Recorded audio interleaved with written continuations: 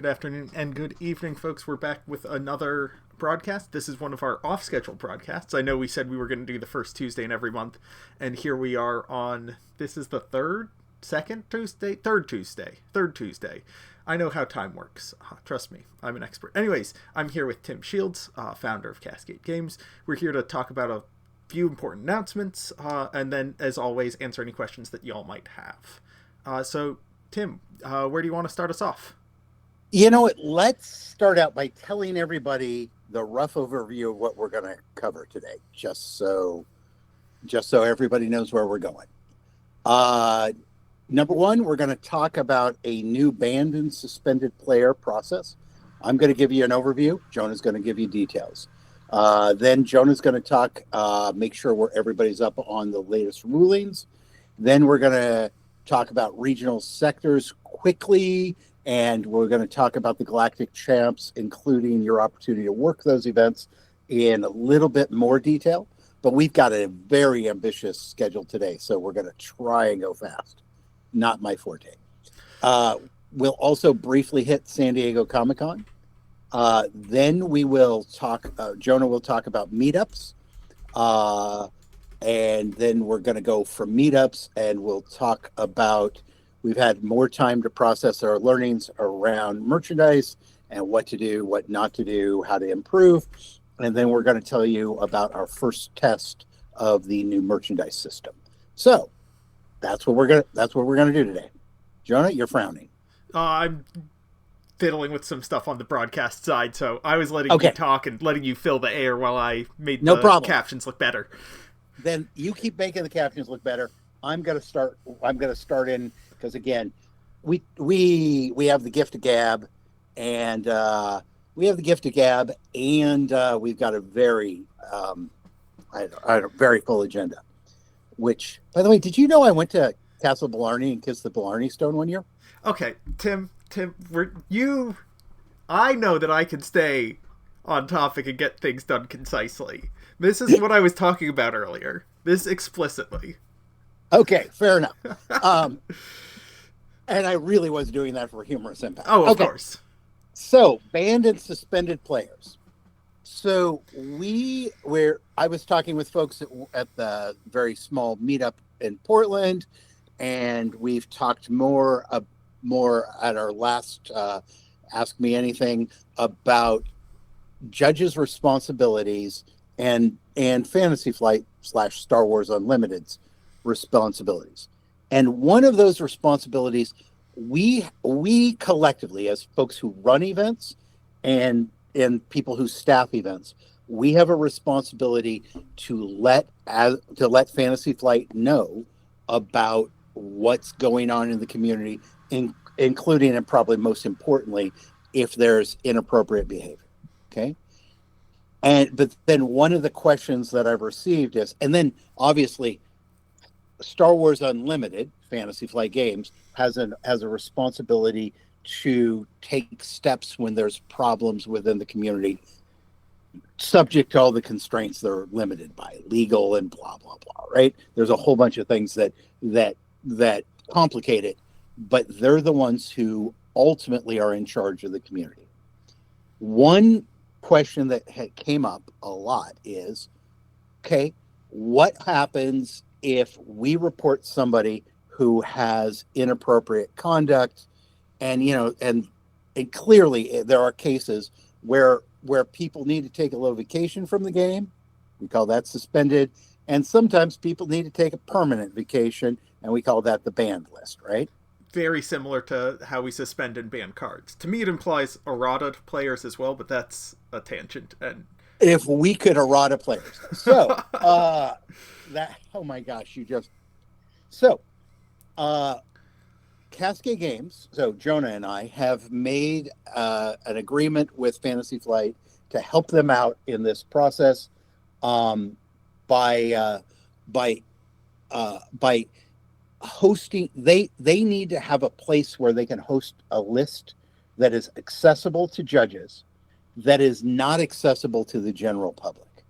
And so we're going to host on Cascade.com under the login. So to get to the banned and suspended player list, one will need to be at least a level 1 judge, and then you'll be able to check that list.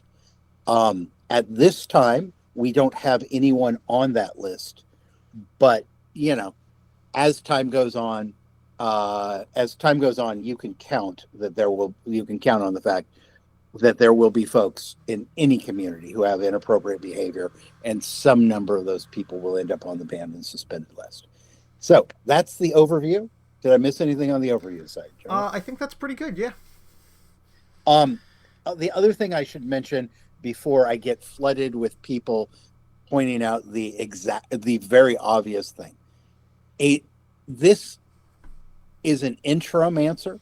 The long-term ideal answer is that the scorekeeping software should handle this, right? If you try and enter a player a player's player ID number who is on the banned or suspended player list, it should just be auto-rejected by the software. And many games, that's how things work. I think it's helpful to both have a list that judges can refer to, just in the wildly unlikely case that somebody is on the banned or suspended list and decides to play under a different ID number. It's good to have a list of names. Although the reality is, if we don't know the particular player, if they're playing, they could play under a fake name, and people do that from time to time in other games. So there's nothing that's 100% perfect, but I think the ultimate solution probably is both a player list and software that bounces people out. And Jonah, let's make this practical now. Yeah. So on the suspended player side of things, I'm going to start with the end, and then we're going to work to that point. What we're going to have on Cascade is a page that is, as mentioned, only available to L1 or higher judges, as well as to tournament organizers, because many tournament organizers are going to be running events without judges, at least for the time being. And on that page, you'll see the name of the suspended individual, the duration of their suspension, the start and end dates of the suspension, and their SWU ID. That's the information that you'll have on that. You don't need any more information to do your job. And it is the responsibility of the head judge to make sure that there aren't suspended players playing in their events. As Tim was mentioning, this is a manual process for now. And over time, ideally, it's automatic. Mad Dog Max TV asks, would that access stay as L1 plus as we get more levels? Yes. This isn't going to go up because we want to keep players who are suspended and banned from playing in weekly play, store showdowns, pre-releases. We don't want them playing in organized play events, period. And so any certified judge has access to this list. It's a slightly curated list. It's not public to everyone because we want to make sure that we avoid witch hunts and going after folks like this. And calling it a most wanted page is hilarious. Yes. But that's how it'll end up on our side.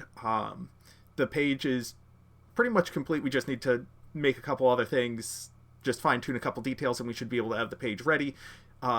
You'll be able to click onto the link. Even if you're not an L1, it'll just give you a 403 forbidden. And you'll be bound. So people will know that the page exists, and it'll even say you need to be an L1 to access this page.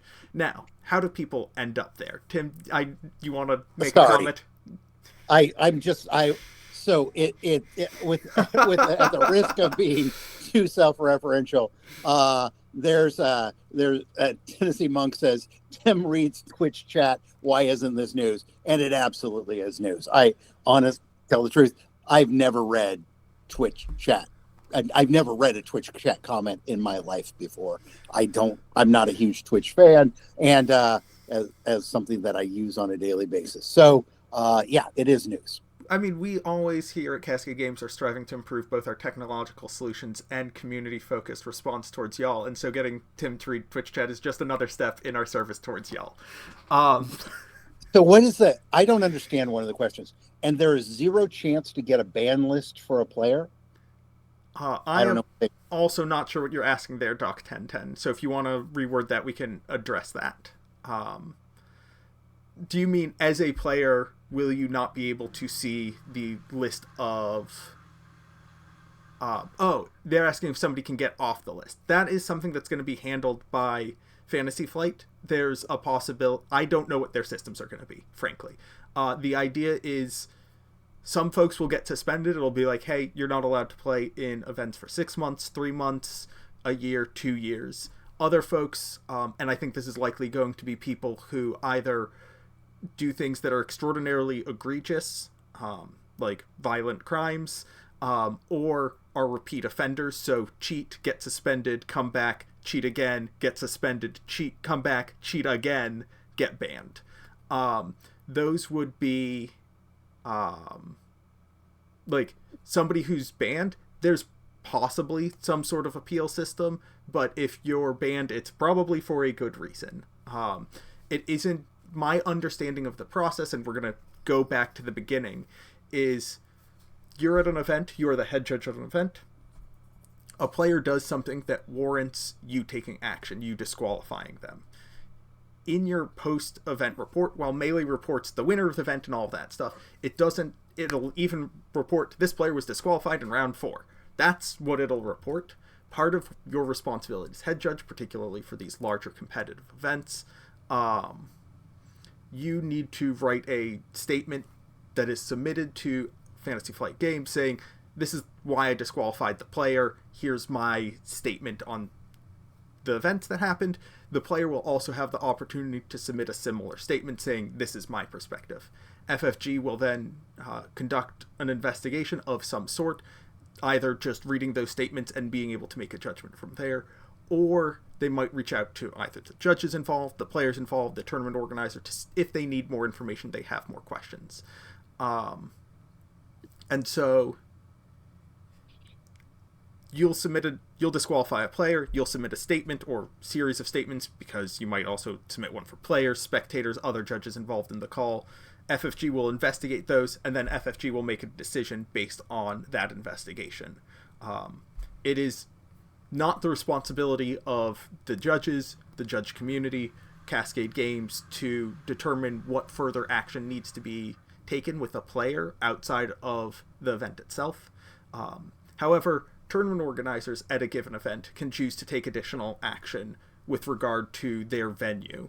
They can say, this player is no longer allowed in this venue for the day, for the weekend, ever again, something along those lines. If a store wants to ban a player, quick they can timeout. do that. Yeah. Quick timeout. This is one of the crucial things. As a tournament organizer, a lot of the time, an event it's a boat and it's sailing along in the open ocean, and there could be an hour or two where I don't need to do a darn thing other than make a Costco run and get pizza for my judges.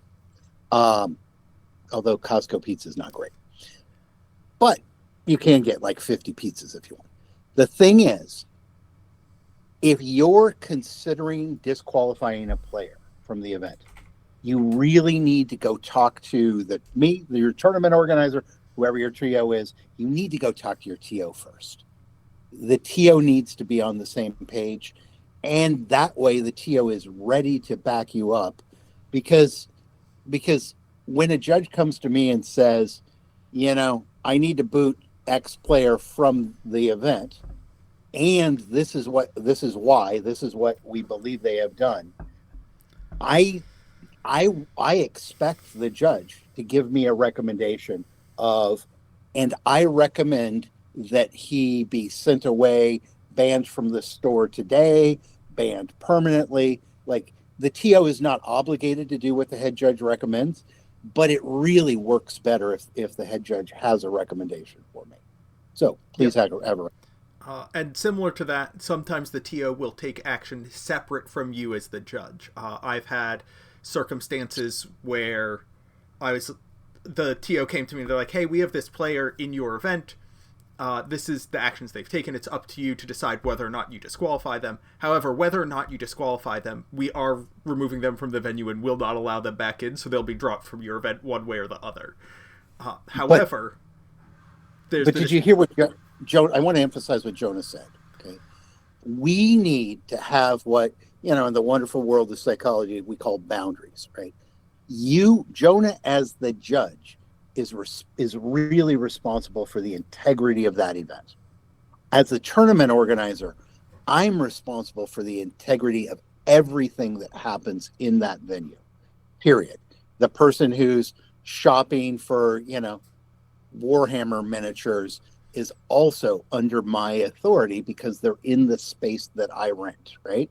And so we've got to work hand in hand, but it's not my place as a tournament organizer to tell Jonah what to do, but I can just boot somebody and they just can't come back, right?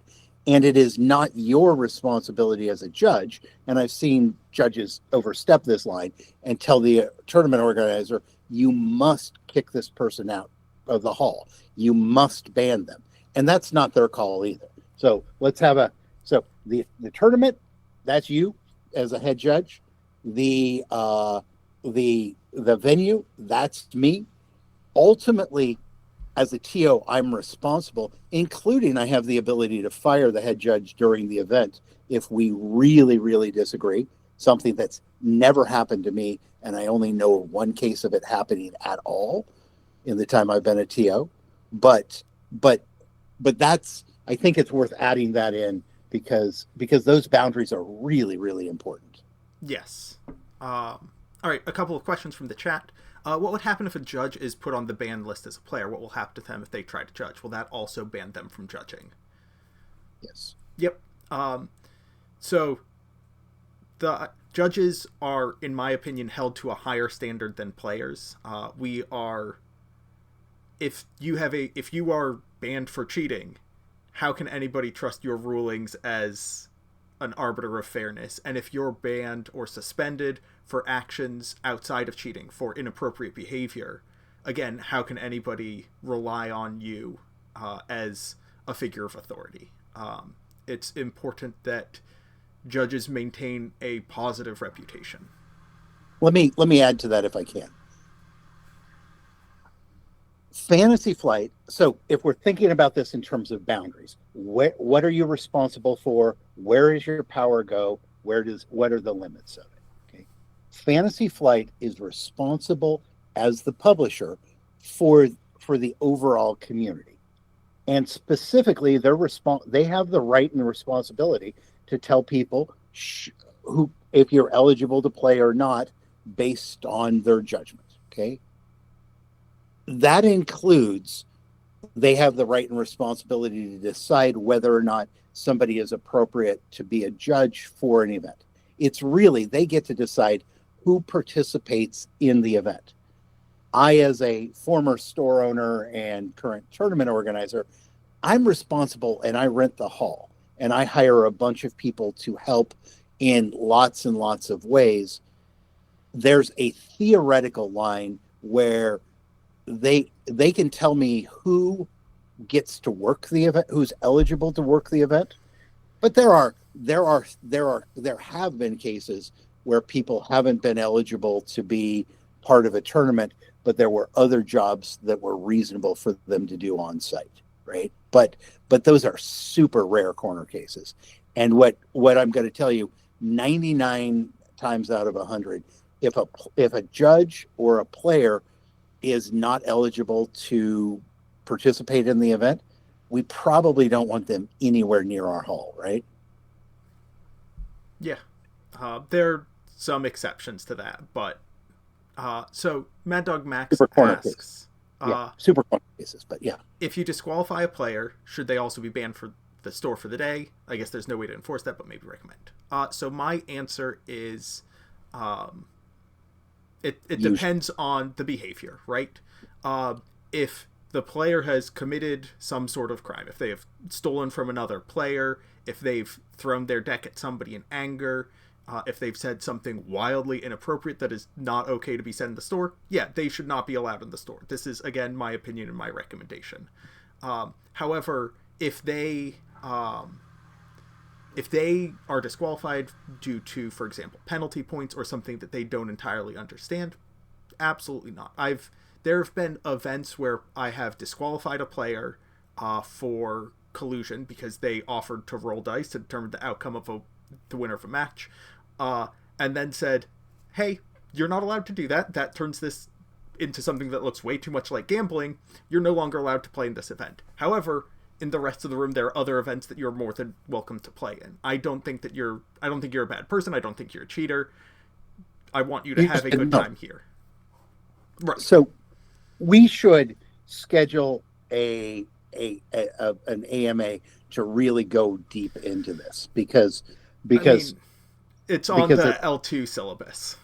There is so much nuance here, and we haven't even touched things like, I'm the tournament organizer. Here, I'll throw in a plug, and I'll hit a bigger plug later. I'm gonna do Star Wars events at San Diego Comic-Con. Okay, I'm the tournament organizer.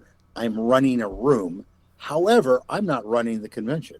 So, under some circumstances, what happens is the judge decides you're not eligible to play, but I'm going to let them stay in the room. There are other circumstances where I'm going to bounce them out of the room, period.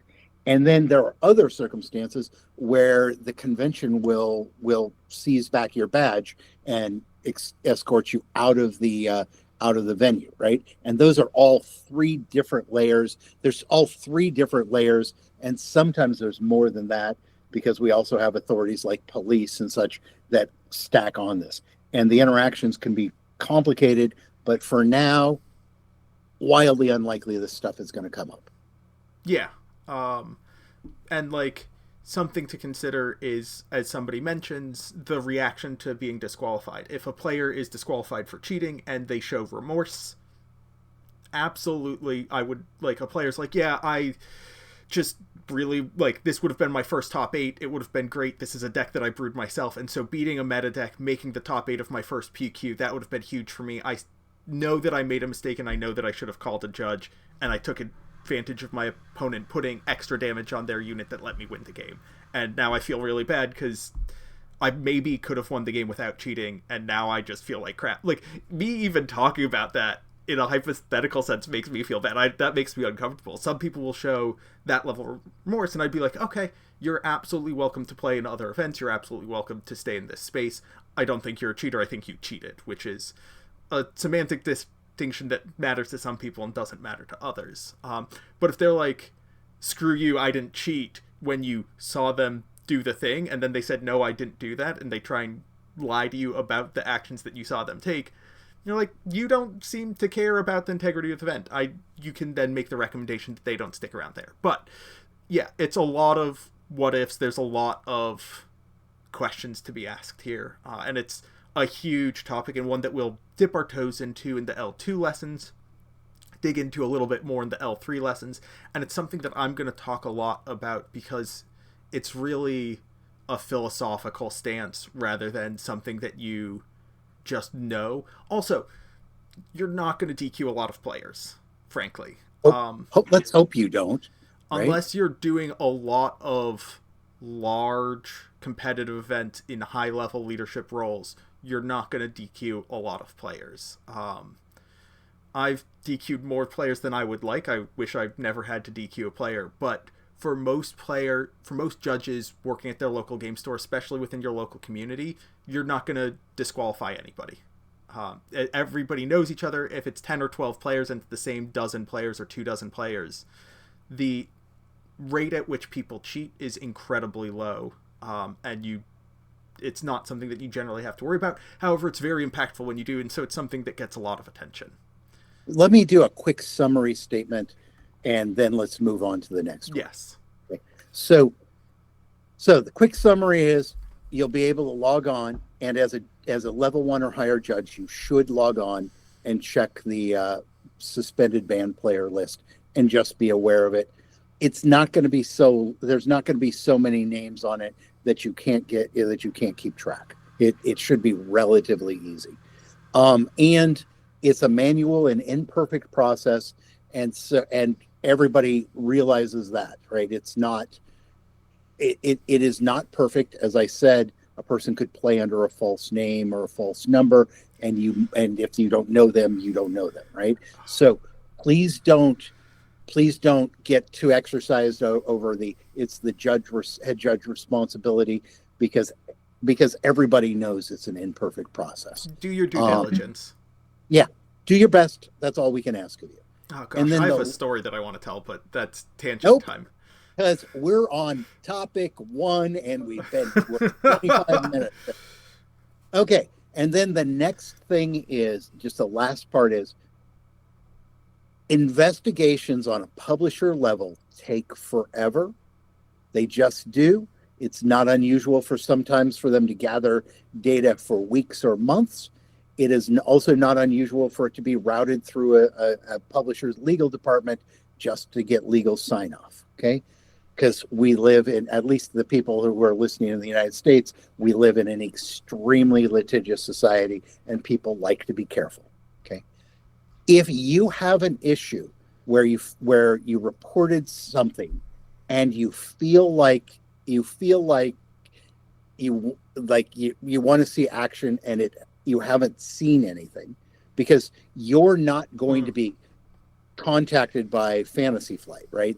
They might ask for more detail, maybe, but they're not going to contact the judge and ask the judge for the recommendation on a ruling.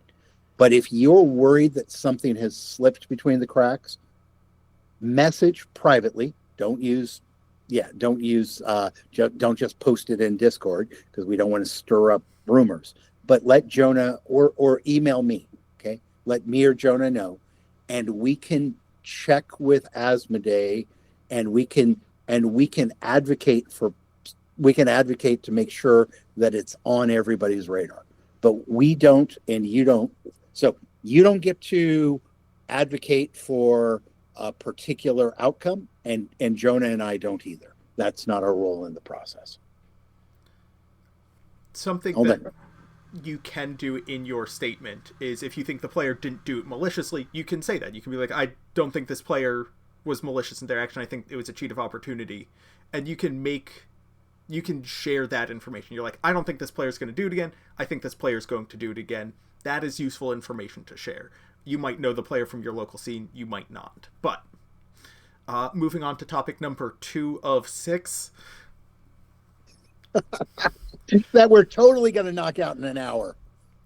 We never said anywhere that we're only going to talk for an hour.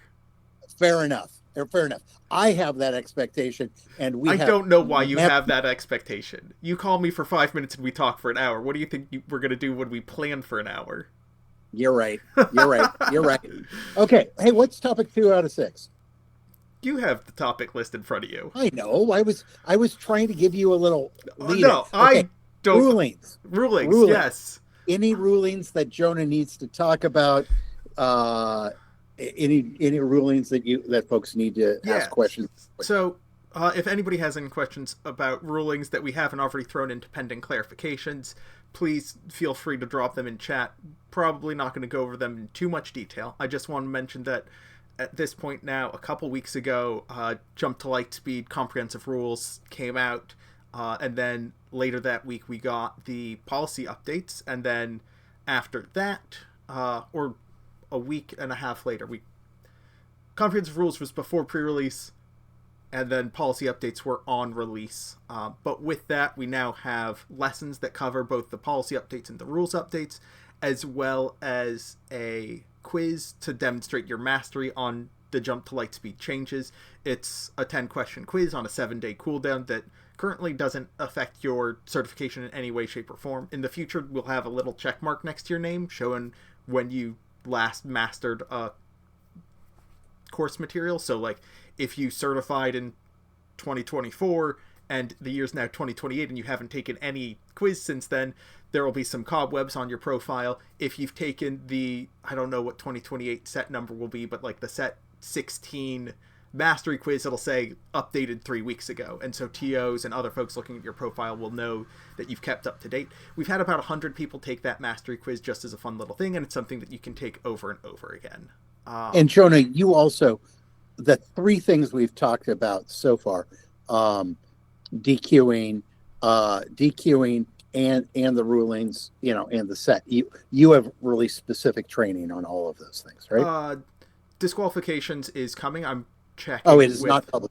Yep, that one I'm still chatting with our friends over at FFG, talking about to make sure that everything is correct with their system. I want to provide a little bit more detail than I did in this discussion, but I need FFG to say, yes, this is actually what we're going to do. So coming very soon. Yes.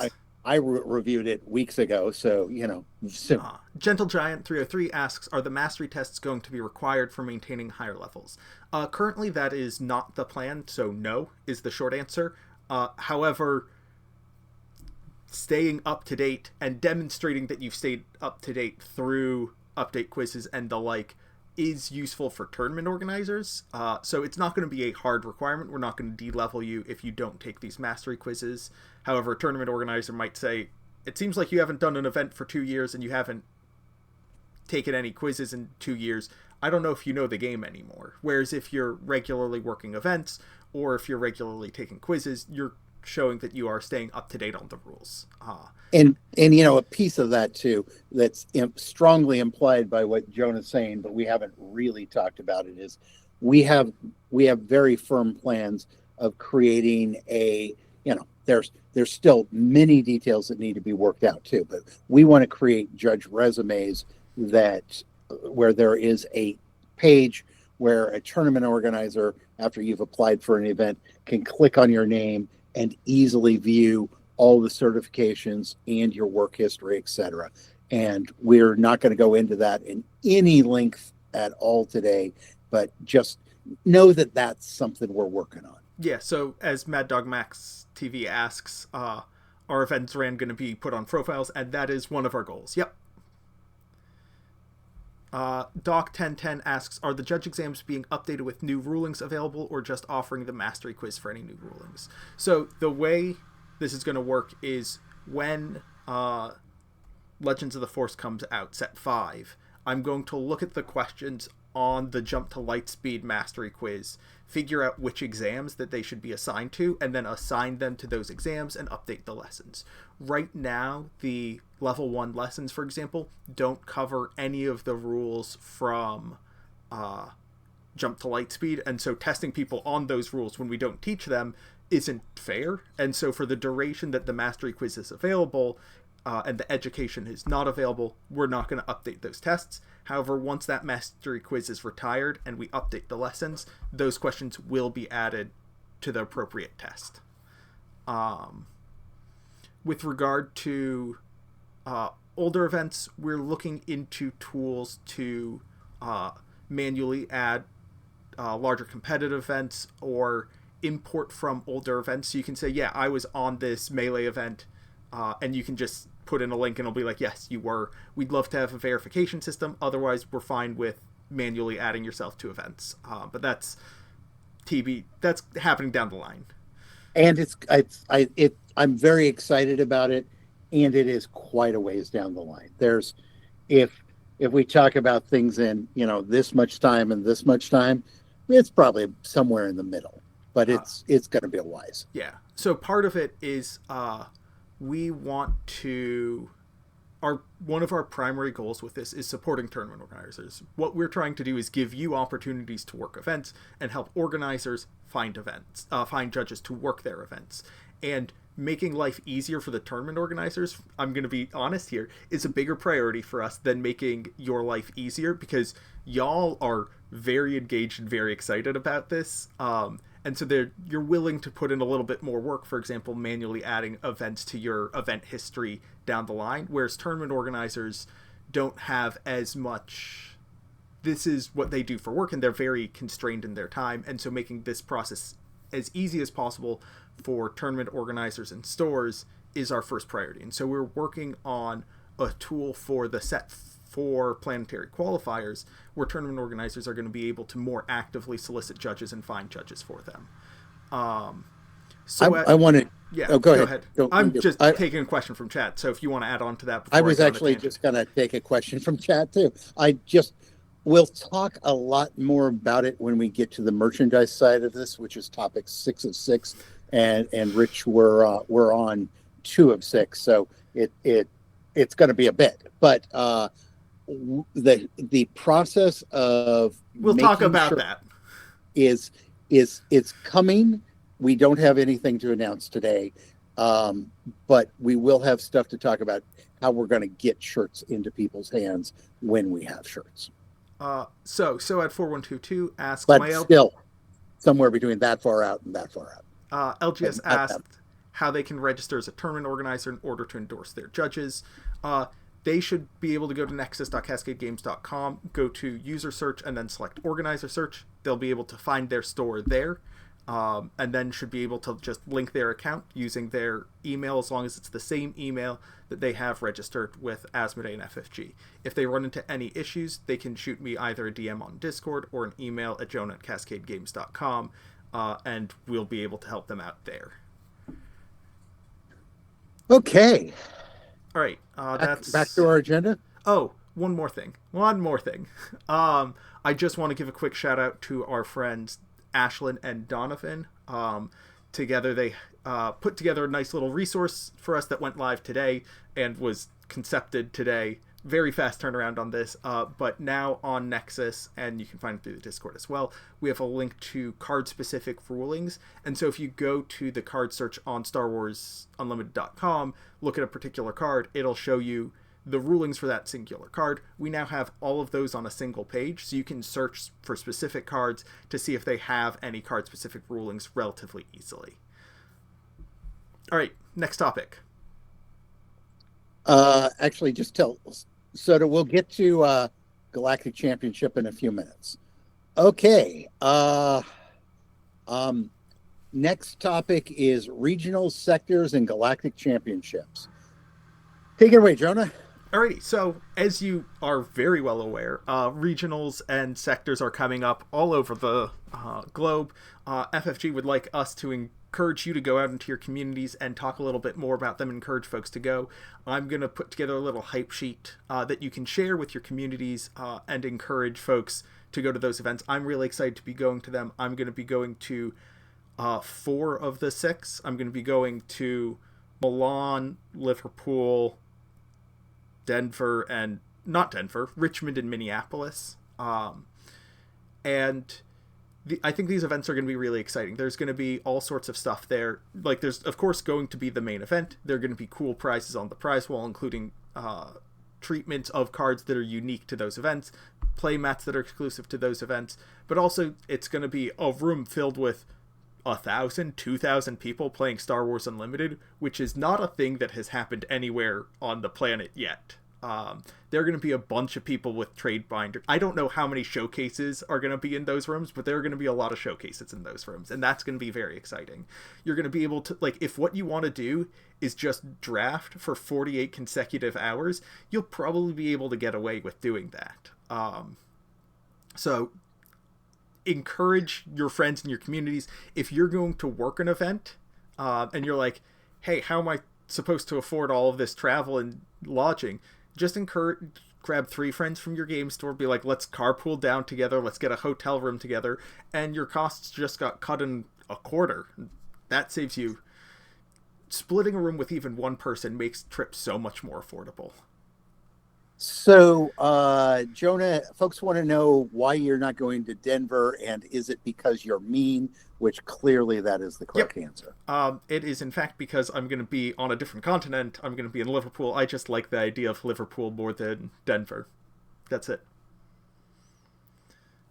Okay, so let's transition to Galactic Championships. So the Galactic Championship in Vegas.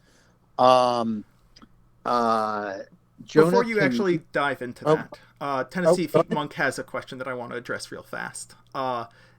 Tennessee Feet Monk asks, is FFG going to transition all these large events to ACES? So I don't have any internal knowledge. I don't have any special knowledge. I don't think so. ACES is a staffing group. They staff events. They're not a tournament organizer. So Star City Games runs events on their own and has structure. the tournament organizer for events like PAX, for events like the Galactic Championship, that tournament organizer is going to be Fantasy Flight Games itself. Whereas at the sector and regional qualifiers, the tournament organizer, the person who, or the entity that is finding the venue and providing all of the prize support and deciding what the structure is, those are Star City Games, Organized Play Events, and Fanfinity. And Aces doesn't have that current structure. And so while Aces is staffing a lot of events where FFG is, or Asmodee, depending on the event, is acting as the tournament organizer, these other events like sectors and regionals are being run by tournament organizers in whole. And you know, it's probably worth giving a shout out. Star City Games is enormously competent. They've done it a lot. They've done it for a long time. They're just very, very good at what they do. And so, you know, we'll see as these events are run, but I have every expectation that they're going to do a great job. Fanfinity also has a ton of experience as well. Oh God, yes, absolutely. Sorry, being all North American specific, and yes, Fanfinity is also great. And then Chris Allison, who is Aces, is just fantastic. He's a former employee of mine. He's great, and I just dig the heck out of him. Okay, having said that, let's share the not yet. Tennessee, yeah, no, I want to address the questions in chat and the comments in chat. Okay, so Tennessee fine. Feet Monk says, I don't mind the running, it's the compensation. I think over time, different tournament organizers are going to adjust their compensation. The compensation offered by Organized Play Events, Star City, Aces, and Fanfinity are all very different structures.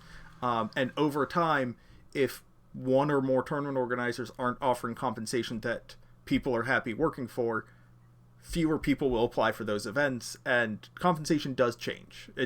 It's something that I've seen in other games, and it balances out over time. And the other thing is, it's worth telling them, like, as from a TO point of view, right? If you can't justify working an event for me because the compensation's not going to work for you, please let me know. Please let any tournament organizer, please don't flame me. Don't, like, Facebook is not the place to let me know that. Just send the organizer or the staffing manager an email and explain that, that this just doesn't work. And the other thing is, please keep in mind that there are events that are designed to bring judges from all over the country. And there are events that are designed to only be staffed by local judges. And so if I'm trying to get you to fly across the country to my event, I better be compensating you enough that there's a flight and a hotel and at least money to cover those things, and you're able to make some kind of profit. If I'm trying to get you to drive across town to do an event, then the compensation needs to look very, very differently. And there's sometimes an assumption on judges' parts that we should always take the highest bet, that every event needs to be staffed by the highest, most experienced judges. And that's just not true, right? We got to build the farm system too. Lift people up. For example, like a planetary qualifier needs a handful of judges at most, and so they can likely find all the judges they need within the city and might not need judges to travel more than an hour or two. Whereas something like sectors or regionals is going to need more judges and might require folks driving, getting a hotel room. Something like Galactics is going to be huge and for Las Vegas is not going to be able to supply enough judges for Galactic Championships. People are going to have to travel into the middle of the desert to get there. Correct. But what's next? Do we want to talk about meetups? What do you got? No, we want to. Not yet. We've got to share the registration link for judges for Galactic Championships. Alrighty. So I don't believe. I'm going to copy this link over. I'm going to drop it in chat unless somebody else beats me to it. But highteraces.gg/events is where you can find all of the events that Aces is staffing for. I don't believe the application for Galactic Champs is open just this moment. However, there's a general application that you should fill out if you're interested in working Galactics, because it gets generic information like your name, your address, shirt size for uniform, and that sort of thing. And then event-specific applications don't need to ask those questions. They just say, what's your name? Great. We can now link you to your general application and not need to ask them yet. Talking with Chris earlier today, he said that he wanted them today. But it should be very soon, if not today, tomorrow, this week certainly. Chris has been working towards this quite a lot. I know that there's going to be a ton of excitement. We're also going to throw it into the Discord if you miss it here. Don't worry, the applications aren't going to be open and closed. It's not first come, first serve. There will be some time for you to get your application in. And I don't think we're able to talk about the number of staff this second. Like there's so much cool stuff for the Galactic Championship. There really is. And it's not our place to share all of that yet. But man, that event looks like it's going to be neat. And they are going to need an absolute army of people. Like this is going to be a very significant number of people. And so it does put a little bit of a challenge for me because I don't get to go because it's on the same weekend as San Diego Comic-Con. I'm putting up an application. Yes, a whole legion of our best troops. Yes. I'm going to put up an application for folks to help out with Star Wars at Comic-Con. That'll come up this week. I'll share it on the Discord, or more likely ask Jonah to share it on the Discord. But that's coming as well. Fantastic. No, it's a bummer. I want to go to both Comic-Con and Galactic Champs. I mean, yeah. I don't. How do you feel about, this is wild tangent, how do you feel about a beer league officially hosted by Nexus for judges? A beer league. I'm intrigued, although I don't like beer, I like whiskey. So maybe. Anyway, we'll talk more. You and McFerguson have had this conversation on previous streams. And actually, there's a question by, how do I say that? I would go with Rykyle 119, but this is one of the fun things about reading names, because you want to get the whole name just to make sure that it's all in there. But yeah, that's a choice for you. So, yes, Comic-Con event. Working at Comic-Con includes a Comic-Con badge.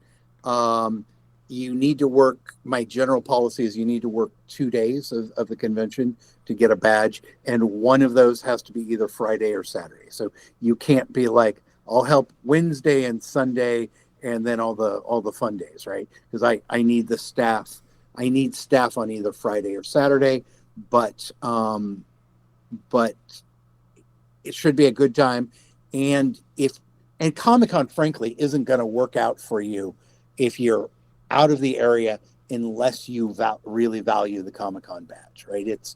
There are people who really want to come to Comic-Con, get a sold out badge, and have the Comic-Con experience, and we only need 5 or 6 people, so it's not going to be super hard to staff. But my encouragement is, if you're not sure, you're welcome to apply for both. But if I was going back and forth between the two, going to the first Galactic Championship is going to be so cool. I'm very excited for it. And I'm thinking about like wrapping up events at 7 and then flying to Vegas, checking out the event, and then being back in San Diego, staying up all night and just going back to see. We'll see if I'm able to do something crazy like that. But although I can't spoil anything, oh my gosh, there's some beautiful things that are going to be at that show. Are you going to be at any of the sectors or regionals? I'm trying. I'm having, work meeting, obligation, family. I would love to sip some whiskey and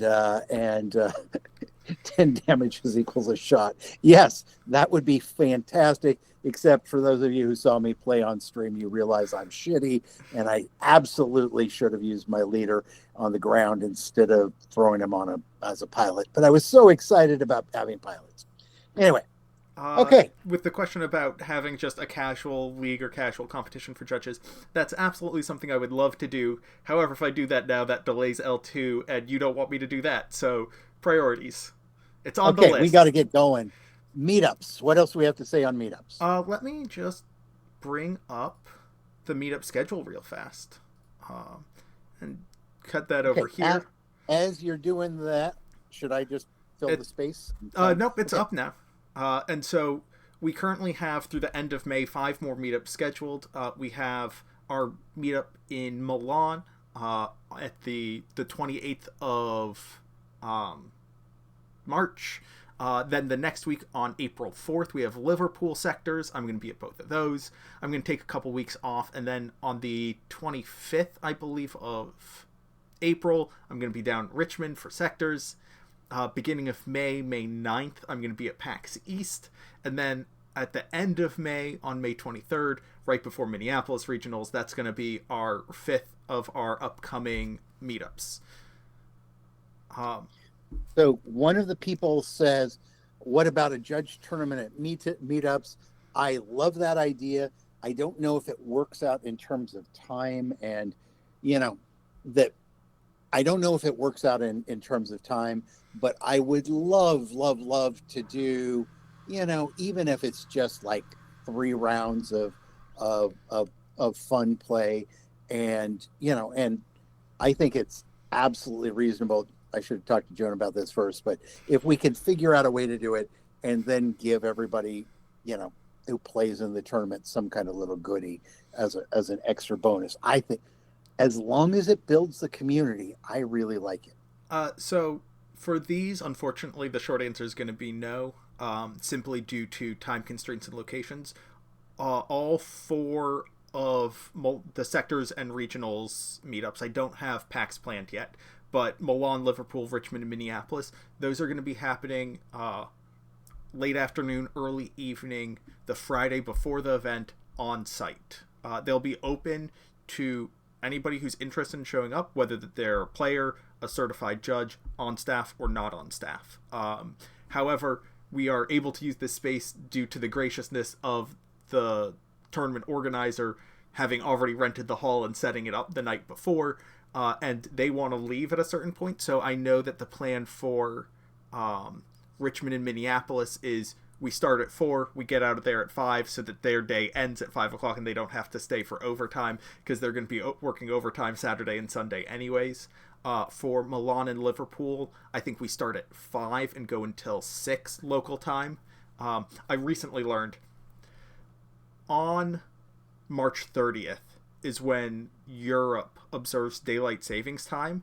And so in the United States, I lost an hour 2 weeks ago on an event weekend. And now, while I'm in Europe, already messed up from the jet lag, I'm going to get to go through daylight savings time a second time. So I'm just going to lose 2 hours. I'm going to get 1 back in the fall, unless we can manage for me to be in Europe for that daylight savings time as well.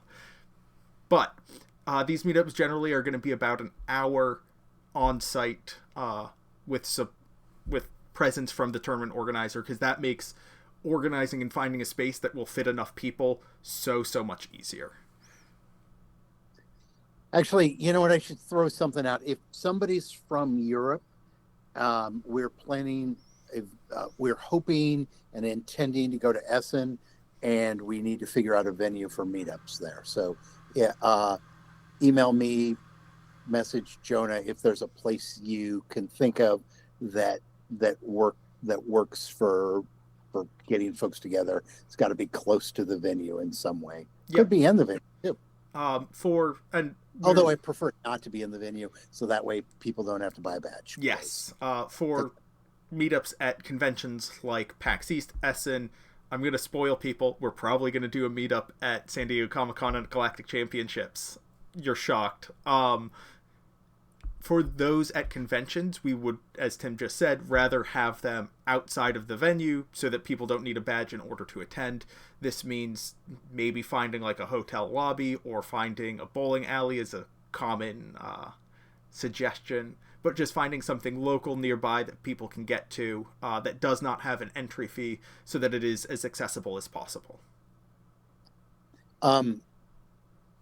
Comic-Con, it almost certainly, so the events are going to be held in the Marriott next to the convention center. You don't need a badge, and we've got a room, so almost certainly after the events are done on one of the days, I'll hold a meetup there. Hey Jonah, what do I get if I go to a meetup besides a warm handshake? Oh, you get some lovely promos. So at all of these meetups, you'll be getting one of our older promos, which are the event exclusive Luke and Vader, and then one of the newer promos, which will be among our lovely choices of Wrecker Tech, K2SO, Avenger, Snoke, and Maul. I don't know if I could have done all six off the top of my head. The question is, can I get all of their subtitles? Do you want to burn time doing that? No, because we have been 56 minutes already. Yeah. And yes, wait, showcase Luke and Vader? Yeah, that would be great. We should do that. If we could get our hands on as many event-exclusive Lukes and Vaders, I'd consider it. Yeah. Okay, so, but those, I really want, again, the purpose of promos is to build the community in one way or another. And hopefully the presence of those promos are enough to bring people. There's always inertia. Got to get people off their couches, get them to come join us, and that's what we want you to do, is come join us. And so please. Notably, for the duration of Season 0, so up until Galactic Championships and SDCC, we'll be handing the promos out not only to Level 1 judges, but to apprentices who show up as well. Starting with Season 1, I believe we're going to restrict it to just Level 1. Let's make that decision. Let's finalize it when we see how many L1s we but have. That is something to keep in mind if you're interested in continuing showing up to these and continuing to get promos. And if you're not interested in the cool promos, then you're wrong. And and the thing is, I really do want to get as many promos into people's hands as we can. Right? I mean, within reason. Yeah. Reasonably, yes. Okay. So we've covered banned suspended players, rulings, regional sectors, galactic championships, meetups, including San Diego Comic-Con. So now, will it be the original judge promos that just listed off to be available again for L1s? I don't know what that means. So will the 6 that we had in the previous merch kits be available in some way restricted only to L1s? We'll answer that question in part in just a second. But, we have enough of them that we can use them for multiple purposes. And so it is not my intention. It is my intention to reward people for participating in the community, right? And again, I said this last time, but it's super important to highlight this. This is not a clever plan to reward you for working for free for someone. Do not work for free ever unless it's a charity. Okay. If it's whatever, the Red Cross or a fundraiser for whatever group, right? Go for that. Do that and do that and with every blessing. But it is never appropriate in a capitalist society to work for a for-profit venue for free, ever. Just never do that. Volunteer at schools, volunteer for charities. Don't volunteer. Do not work. Like, the people who think that how this works is, hey, I'm going to go work at my local whatever. I'm going to work for free. And then somehow Cascade Games is going to make it up to me for doing something I don't want you to do. By giving me promos. Not going to happen. That's not the deal. Please don't do it. Does that make sense? And by the way, if you do decide to do a Star Wars charity event, let me know. I'll find a way to help support that.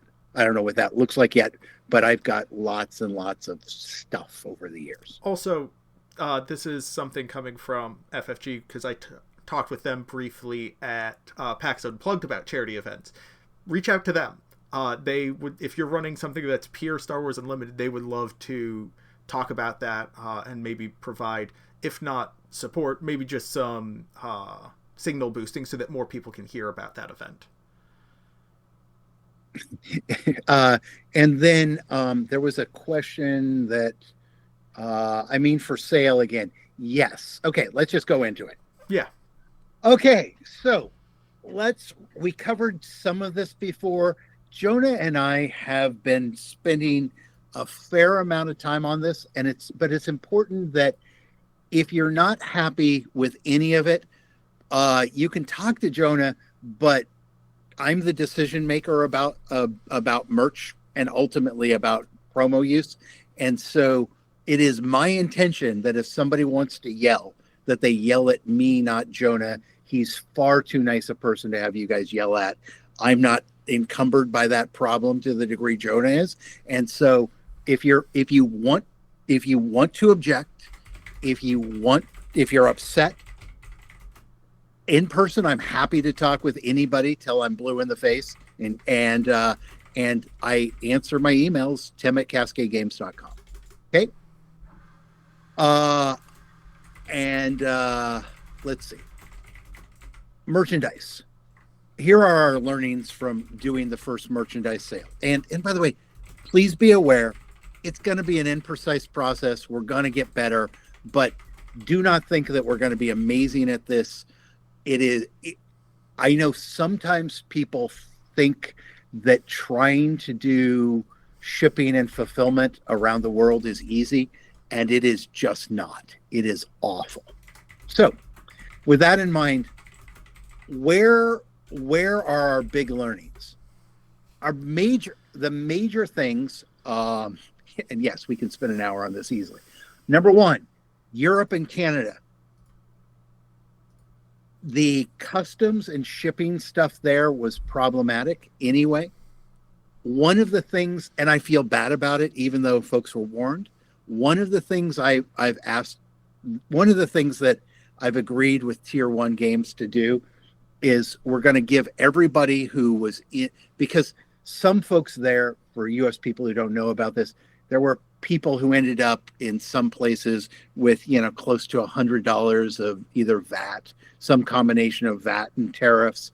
It's not fair. And it really sucked. So we're going to send out to everybody who made an order from Canada and Europe, or Tier 1 is going to send out to everybody a random promo as I'm just sorry that this situation sucks. Okay. The next part of it to know about Europe and Canada is, unfortunately, I'm in the United States. I don't think Jonah wants me to get political, but regardless of how you feel about who you voted for, and please do vote no matter what, we elected a random number generator as a president, and I don't know how that's, and no one else knows what tariffs are going to be from the United States to Canada and from the United States to Europe. It's on again, off again, and we cannot predict it. Okay. The long-term answer, and I think I've got a solution in place, but I need to do a little bit more work till I can announce it. Okay. Is that we have to have a partner in Europe to sell shirts. See, I told you I'd come back to shirts. To sell shirts and to sell the merch packs. Everything we do right now is currently manufactured in China. Okay. What does not work is to ship it from China to the United States, incurring a 30% tariff, and then ship it from the United States, say, to Canada, possibly hitting another 30% tariff, or, there was talk of a 200% tariff to Europe. God, what a nightmare. So what we're going to have to do moving forward is have a partner to sell things in Europe, okay? And we're going to have to break the pallets apart in China and send the stuff that's going to go to Europe, and the stuff that's going to go to the United States to the United States. I never thought that I was going to have to say this, but I don't know what to do about Canada today. Shipping stuff from China to Europe and then trying to go from Europe to Canada is not impossible, but it's certainly not elegant. And I don't know if we're going to wake up and have no tariffs or significant tariffs with Canada, and all of that just sucks. Right. Okay. If we sell something, and then between selling and shipping, there's 100% tariff increase, we just doubled the price of the thing that you're paying for with no warning, and that's a poor experience. It's abhorrent, and it's entirely possible, because this stuff is changing daily, that if we did I'm getting ahead of myself. Let's just say, we've got to be aware that there is a risk that anything we provide that crosses national borders could change in price dramatically from the time that we ship it. And there were people who gave me ideas of how we could do our fulfillment better, where we took orders in advance, et cetera, et cetera. And there were some good ideas there. And our current tariff situation makes all of those difficult, right? We've got to go break pallets in China and send them to Europe. And oh my gosh, this is going to be a mess. And hold on, I got to answer Soda. Yeah. 4122. I want you to know that I care about many, many people who are in Latin America. I have a ton of friends, particularly in Mexico and Brazil. There are awesome judges and tournament organizers there. And I can tell you, it's going to be even worse. Actually, it's already worse. I do not anticipate we're going to have an answer for Judge shirts that serves Latin America for a very long time. Like, if I had to put numbers on this, it's more than a few months out, but less than a year for North America and Europe. Latin America, I don't know. Like, the tariff situation in Latin America is specifically designed to keep out products that are manufactured in the United States and, well, that are not manufactured in country for textiles. Whether or not we can navigate the licensing and approvals, and then the requirement that it be made within a specific Disney approved factory, and do that within country in Latin America with the quantities we're looking at. Perhaps people should work on local staff shirts, kind of like how Star City makes their own. Tournament organizers should do that. I mean, but you can't use Star Wars marks, right? I mean, that's copyright infringement. But having a shirt that reflects the brand of your business and says Judge 100%. Something that I want to talk about broadly, because you've talked about it a little bit here, is fairness and equity in distribution of merch kits and of meetups and that sort of thing. And the frank answer is it's never going to be fair. Nope. Even if we have branches, like if Cascade becomes huge, if Star Wars Unlimited explodes in their offices in every country, and Cascade is huge, and we have an office on every continent, it's still going to be unbalanced due to regional economics. And on top of that, for example, for meetups, we're going to be able to go to places where there are events, where there's going to be a density of judges.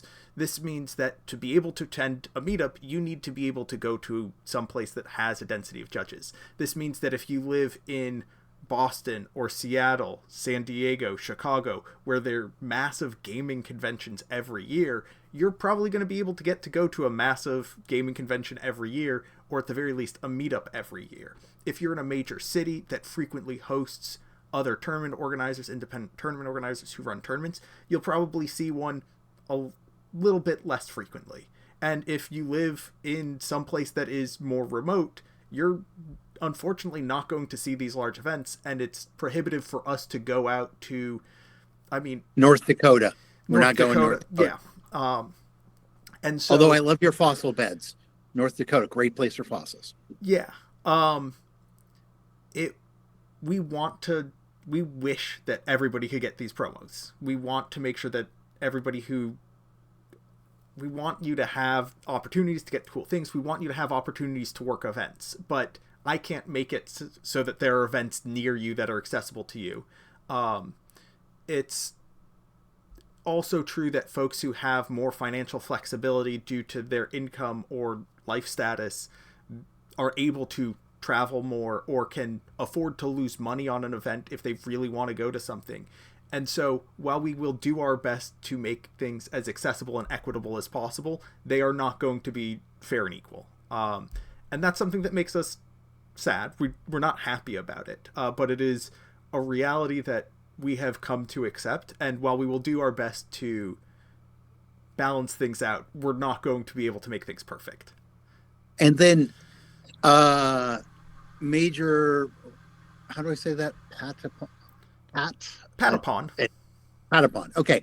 How is it that FFG can't help you in this situation? They are. We hugely would not. We would not be able to do this at all. It just as a little thought experiment for you. Just think about how life would be if you decided tomorrow you want to go use Star Wars name, logo, icons, whatever, and to get that approved by Disney, right? It's just not going to happen. They are taking the point on this. It is super complicated. And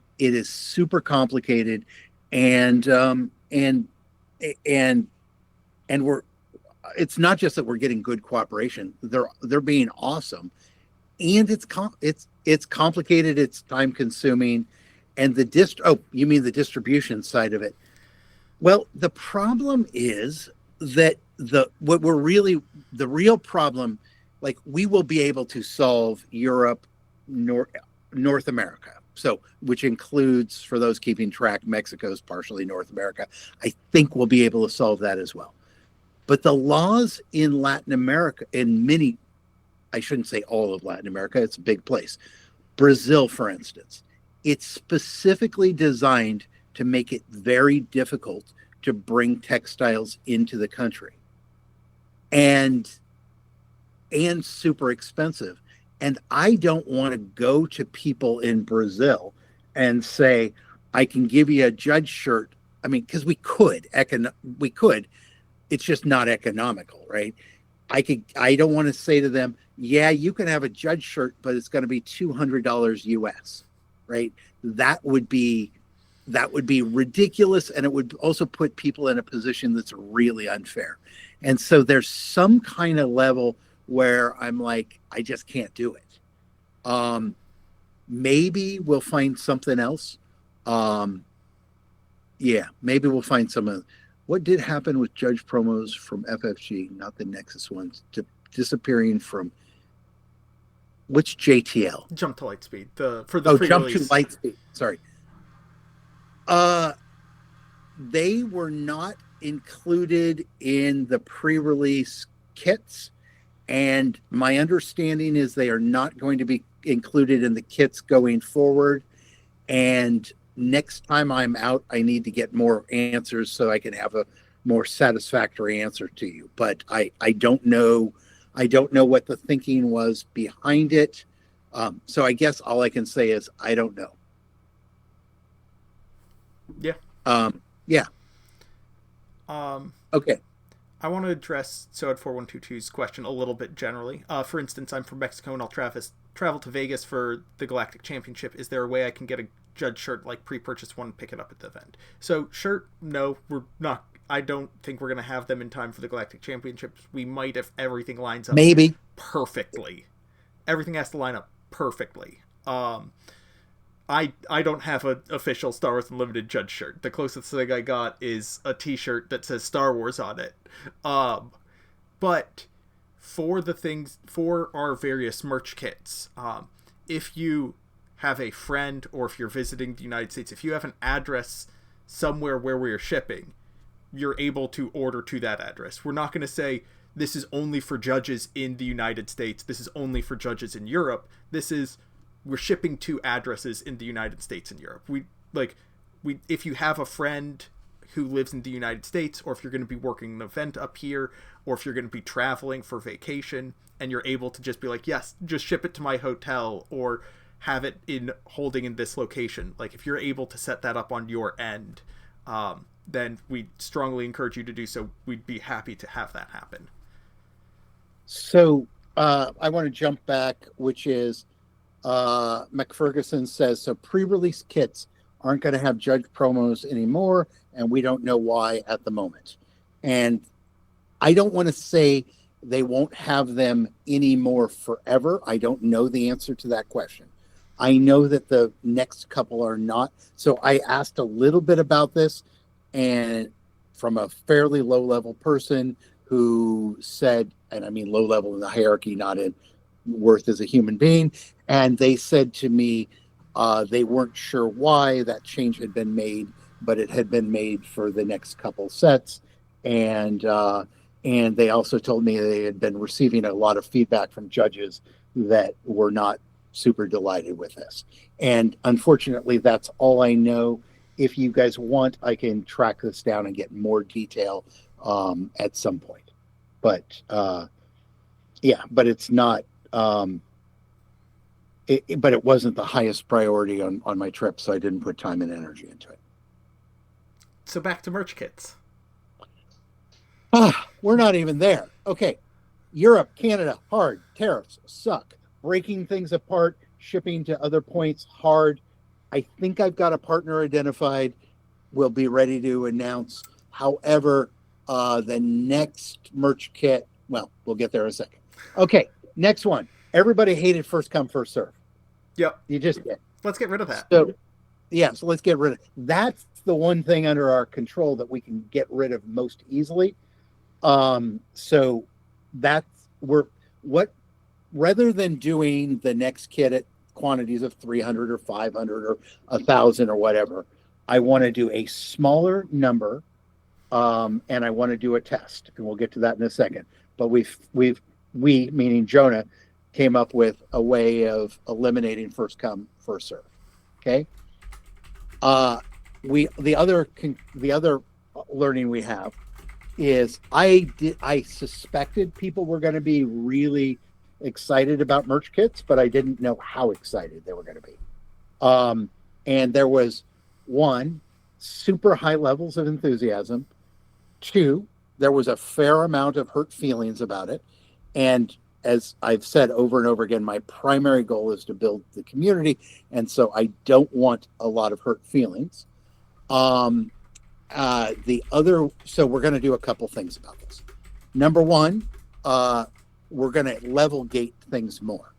I'm not saying every kit will be level gated, because I think it is reasonable to have some things where we include apprentices, but as a general rule, I'm going to aim this towards people who have higher levels of certification for 100 reasons, including, it's possible to take an apprentice test the same day and then become eligible.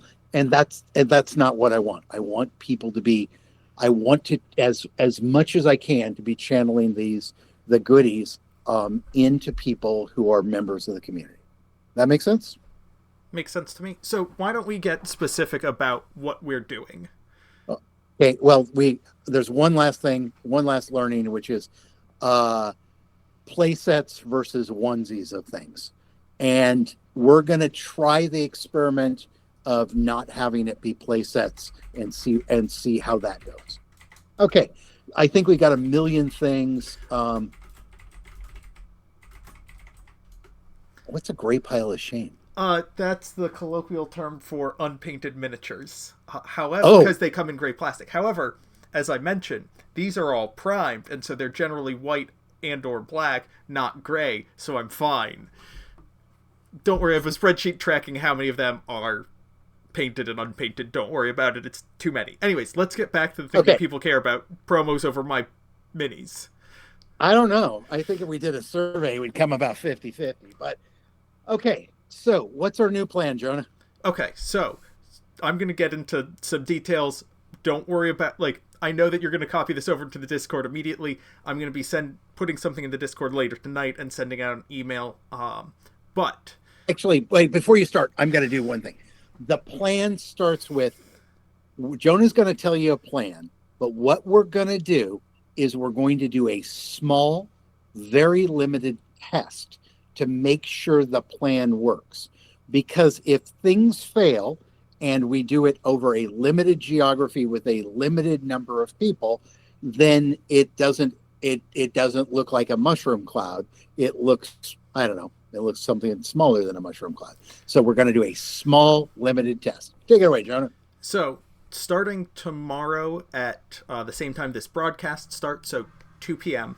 Pacific, 5 p.m. Eastern, we're going to release a Google Sheet that is essentially an interest form for the merch kit. We'll cover the contents of the merch kit momentarily. We're just going to slow roll you on that. And in that, you will say, yes, I have a U.S. shipping address. Yes, I'm interested in this contents. And this is the promo pack that I'm interested in, because we're going to offer you the choice of heroic or villainous in the kit rather than just throwing 3 random promos at you. That form is going to be open for 48 hours. After that period is closed, after that window is closed, we're going to randomly select from that group of people a number of individuals equal to the number of kits we have, which I believe is 72. Is that correct, Tim? 72, yes. Yep. Yes. Sorry. How do you watch the Discord or watch the Twitch comments and focus? That's very hard. It's a skill that you develop. So we're going to release those 72. It's going to be a lottery for those 72 or a drawing. After that means on Friday at 2 p.m. Pacific, 5 p.m. Eastern, we're going to close that drawing and make those decisions. At that point in time, we're going to shoot out an email to everyone who was selected and say, here's a link to the Shopify page. You're able to put in an order now. We're going to shoot a message to everybody else who didn't get selected and say, you're going to be put on a wait list depending on if we have anybody not purchase kits. And then we're just going to leave that page open for people to make those purchases. It's going to be limited to 1 kit per person. And again, so it's going to be a 48-hour window to express your interest, limited to 1 kit per person. What else key is level there? 1? Yes. As Mad Dog Max asked, yes, you have to be level 1 and have your information public and verifiable so we can double check. So it is going to be limited to 72 kits, limited of 1 to US L1s only. Wait, hold on. U.S. addresses. U.S. address only, yes. There are roughly 300 L1s globally, and 150 live in the U.S. and by default have a U.S. address. This will also help us see what the demand is, and we're going to move forward with that. Private Public SA asks, are you going to exclude anyone that bought kits the first time around? No. Short answer, no. And the longer answer is, if this draw system works and we continue to move forward with it, we are also not going to exclude people from participating in future draws. One of the things that we'd really hate for you to do is, we have a merch kit, you're like, yes, I'm interested in purchasing this, and then you get it, and then a month or 2 months or 3 months later we release another merch kit and we say, here's some stuff, and you're like, oh, that has my favorite character, but now I'm not eligible because I got one that I thought I was excited about. And also keeping track of it is not trivial.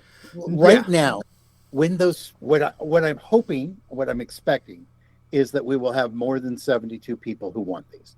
Now, maybe not, because there really are not that many L1s, and and for a number of reasons that I talked about at length, you like if you're in Mexico or Canada or wherever you're in an L1, you're welcome to do it. We are not shipping outside of the United States with this one.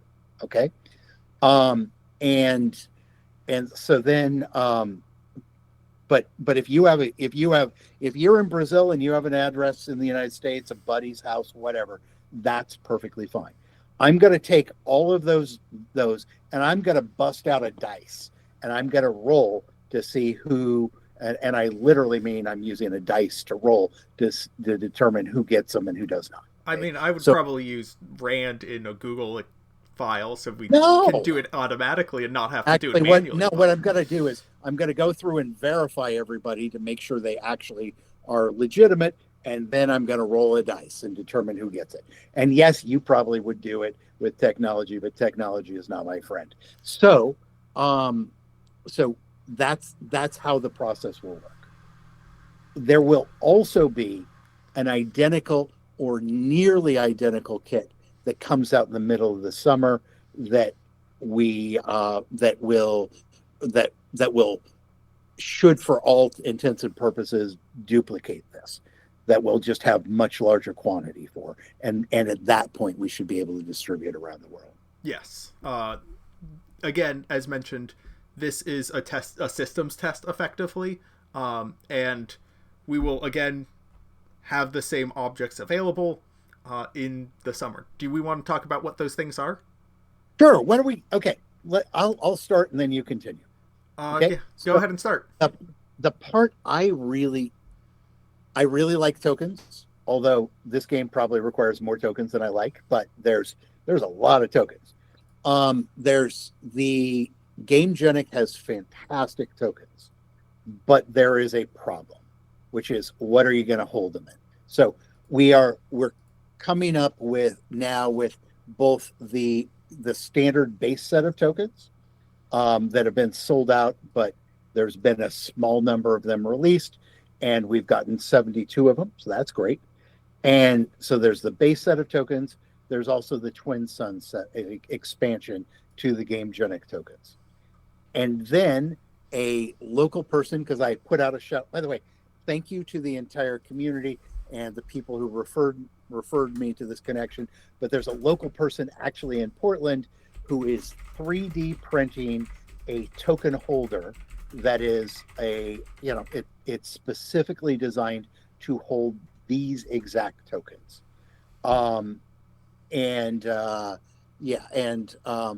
hope Tim has a sarcasm detector. Otherwise, no, I'm very good with sarcasm. Okay, so these token holders this token holder is designed to hold specifically these tokens, and then it fits inside most standard size deck boxes as well. I opted not to provide you with the deck box because I don't know what color of deck boxes you wanted, and I didn't want to create a million options. So it's a black 3D printed. So it's a set of the base tokens from GameGenic, a set of the Twin Sun ones, which are super cool, a token holder, and then you can either choose of the 6 promos we have. You get 3 of them, either the heroic or the villainy. Yep. Hey, this would be a good time to show our little commercial. It's already up on screen. You don't get to see it, but they do. I don't get to see it? No, because it's way too hard to put it in Google Meet, and I can just put it into the streaming platform. Fair enough. Okay. I really like these, and sometimes I'm overly complex, and I absolutely acknowledge that. But I'm trying to hit more than one bird with one stone, right? I want to encourage people in the community who are doing cool things, and I want to magnify that. I also want to encourage play, and I also want to get you guys cool stuff, and I also want to get promos too. And so to me, this is a great way of doing that.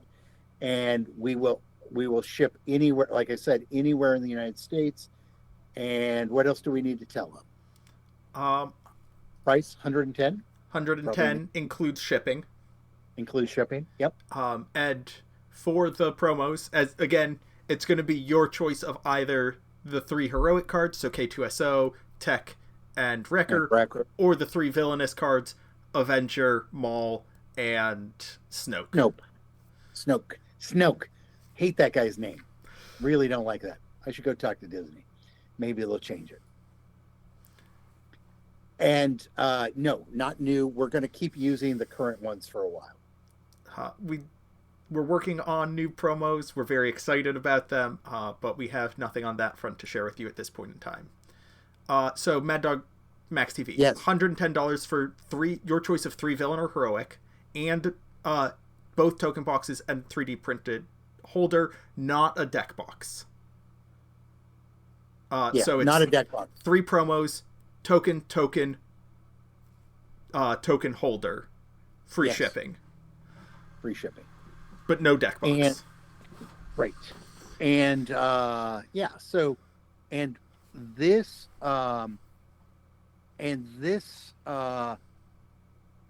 this seems to me to be a way, well, this is designed, like the new system should address people's concerns more, I think. And then we'll come talk to you after we do this and share whatever learnings we have. We'll let you know if we think it went better, worse, why, whatever. Because I think that's pretty important. Yeah. Major Patapon asks, regarding the judge programs, can you answer why there are no holo stickers on the bottom of the cards? I believe that was just a print run issue. That was something between FFG and their printer. It's something that we're going to try and make sure that we have for future sets, just to make it a little bit harder for malicious entities to counterfeit them.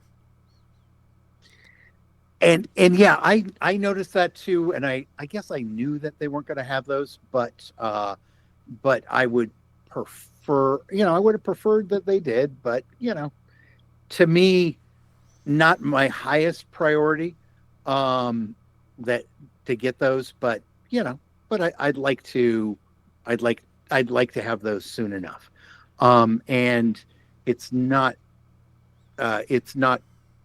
time to talk about promos in the future, but we have every expectation that the promos will keep getting better and better. There's a certain limit where, trying to predict what power of cards is hard when it's happening long before the cards come out. But what I can tell you is at least the art and the foiling treatment, which is to say not hard to make foiling treatment better when we don't currently have foiling, but it's going to get better and better as time goes on. I'm very, very optimistic. All right. Do we have anything else on our list? That's it for our list today. If you know of counterfeits, because that's one of the things that came up, please let Fantasy Flight Games know at, what's the email again?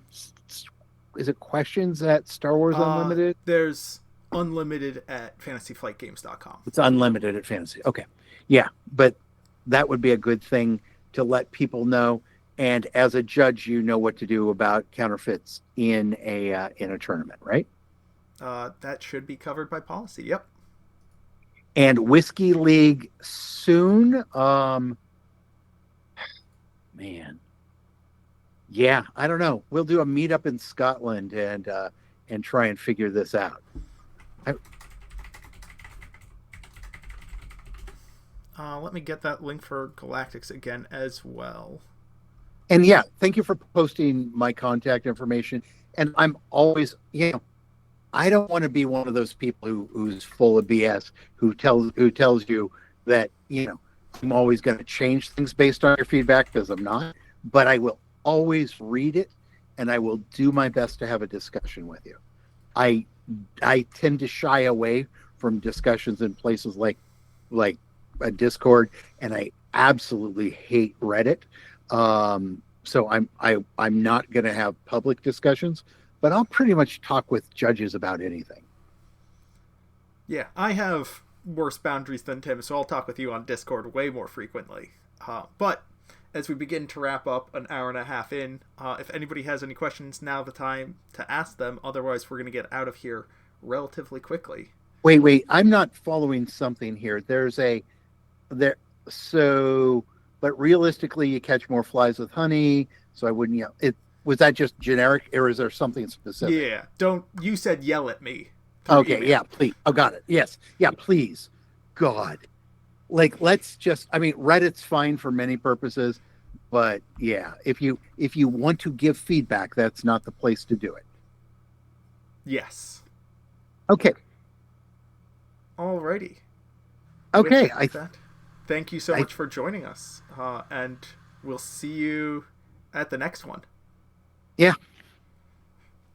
Bye, everybody. Folks.